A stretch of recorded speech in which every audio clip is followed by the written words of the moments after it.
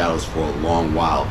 But understanding, this is my first show and how marketing works and promotions and all that, I had to really okay, how do I do this quietly? So I would do little things in close friend network kind of stuff and just kind of put the ear out because, hey, it's still summer, and also for some people they have kids. So that most kids are going back to school.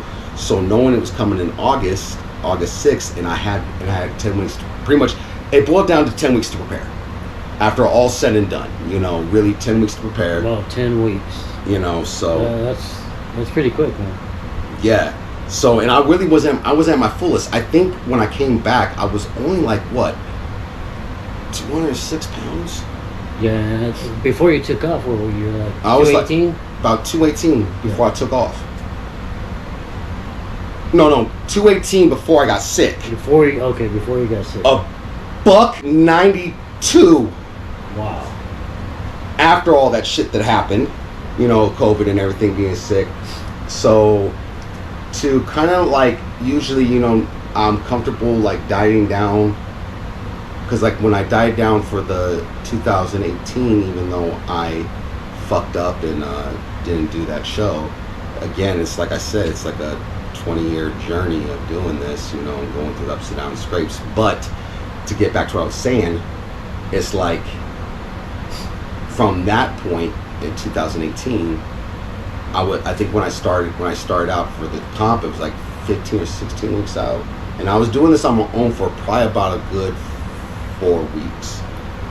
Four or 5 weeks, if I'm not mistaken. Yeah. And then Mike contacted me through Instagram, and then we just chopped up from there, and he just put it in perspective, and kind of got me on the right track, because I did a lot of things, a lot of mistakes, as far as advertising on social media when I should be shutting the fuck up and kind of just doing my thing. Doing things a little too out there instead of keeping it in. Yeah, keeping it in and kind of not putting everything out there, because at that time it was my GAT Sport days. So I'm so used to public speaking, public eye, all that. So, yeah. So the simple fact that these 10 weeks, it really, in the beginning, it wasn't testing as much. It was kind of everything was going with the flow. You were with me, rock with me. We ended up going to 24 and shit. Going after work at Schooners. Still hitting 24. Why is it taking you this long? You said it's taking you about 20 years to do this here.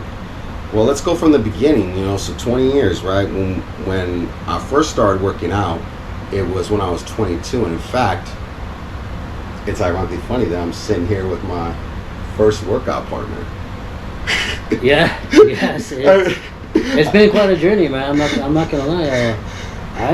I fell off the map, and here I am back at it. 20 years later, I'm 41. I'm just starting to get back into it. But it's ironically funny because back in the days, we used to do the backyard boogie because That's what we named it. It was pretty much the backyard boogie for us, the ghetto style workouts we had. It was under, I don't know what you exactly call it, because even though it was kind of on farmland, but the little, your mom, it was the hay hanger or whatever, but it was open, where we can at least jump on the bars, do pull-ups. I'm pretty sure that's where they, back in the days, used to store hay for the animals, so. But, that's where all our little weights were, a punching bag, our little bench, our little kid bench, and, old school pig iron weights. But yeah, for about, I think, a good solid two and a half, 3 months, we were dedicated to it. We would just, pretty much.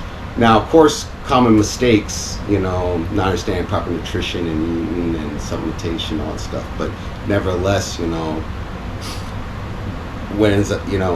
were just working out in the backyard pretty much almost every day, literally every day. So and it was even in the heat, rain. Yeah, we didn't care. Well, at least on the bright note, we had the hanger, so at least if it was raining, it didn't matter. And as far as goes, if it was too hot, because we'd even take a jog down, if you remember. There was the dirt road. The dirt road. That was a good mile. Yeah, maybe a little more. Pretty much. So yeah, good old 50-11 Pedley, right? Yeah. So, but ironically say, when you say about why 22, why 20 years and us starting out at 22, you know, remembering where we came from. You see, I don't want to go too far back into like past history, but just to make it very brief, we weren't the men that you see today, by far. We came from a whole different life with a whole different level of negativity.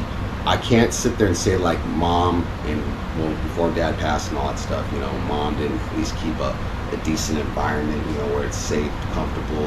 It wasn't, you know what I mean? Like, Oh, yeah. like most of our, It was good. Church and, you know. most of our homeboys and stuff like that, and you know, the people that we were affiliated with at the time. But you know, somehow that street life and that thug life bullshit, you know, comes into play. And I think it was one of the homies rolled through the house, and we were actually just got done working out, and just like that, it was almost like night and day difference. Like nobody came around for like 2 or 3 months, and then next thing you know, we're into the bullshit. So we're riding out, doing all this stupid fuckery and whatnot. So to kind of go iterate more in depth. So you know, yeah, that was at 22. So I think at that time we lived together on and off. I think up until what 2005, right? Yeah, somewhere around there.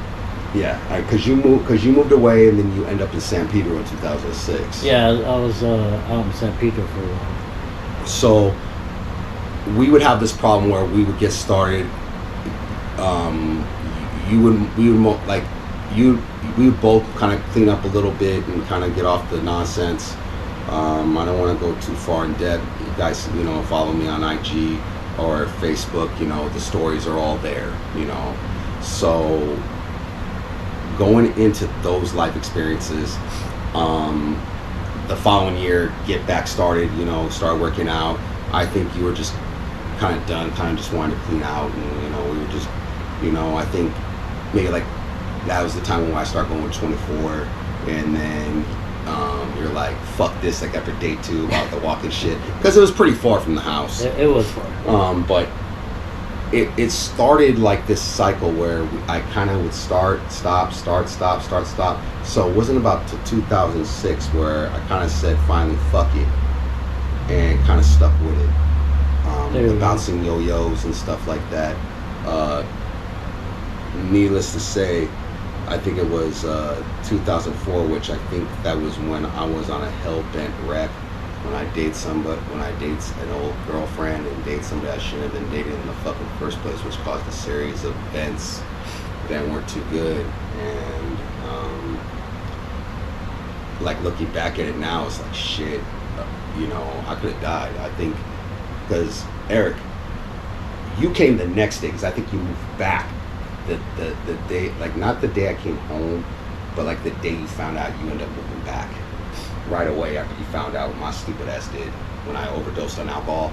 Oh yeah. And then running into the fucking street and then getting my ass beat by the ambulance. I blacked out, and then I wound up nearly dead from alcohol poisoning. I think I drank like 2 fifths of Hennessy and 8 beers in 2 hours. And I wasn't trying like to like just drink to kill myself. It was really, I was just being reckless. Just venting out and yeah, just being reckless. So to that, and then 2005 is where I think that's where you decided it was time for you to bounce, because we were getting kind of reckless, and I was being really reckless. I was purposely doing everything that was against the rules of the street to purposely get somebody to kill me, because obviously I couldn't do it myself. So I was really trying everything I could to piss people off. I'd be so high on dope and just all this crazy stuff. And one day, just out of nowhere, I think something my mom said, she's like, you need to get your ass back in there, Jim. What are you doing, boy? And I was so twacked out of my mind. And I went in the restroom, and I just kind of like hit the wire in my face. I think I was up for like 4 or 5 days straight. kind of snapped out of it. And I took a look in the mirror. I hated what I saw. So I think my mom had like some sleeping aids. So probably took more than I should have, but just so I could sleep. And then start going back to the gym like a little bit right after that. And that was pretty much the time where, you know, in 2006 where I became a trainer. And then later down the road, Ballet Toe Fitness, and from the streets to the personal training. I was really intrigued, you know, by in the beginning, I was like you know how like when people were starting to copy me and kind of seeing my growth because starting out as a stick and then just kind of like how fast everything kind of took. Um, I didn't know how to handle positivity at all because those negative thoughts and those negative backgrounds, those things that we carry from Still kind childhood. of Oh yeah, they lingered, bro. Like, you know, no lie to you. just over the head, like one of those dark clouds, right? Pretty much in a nutshell, dude. It's like when you have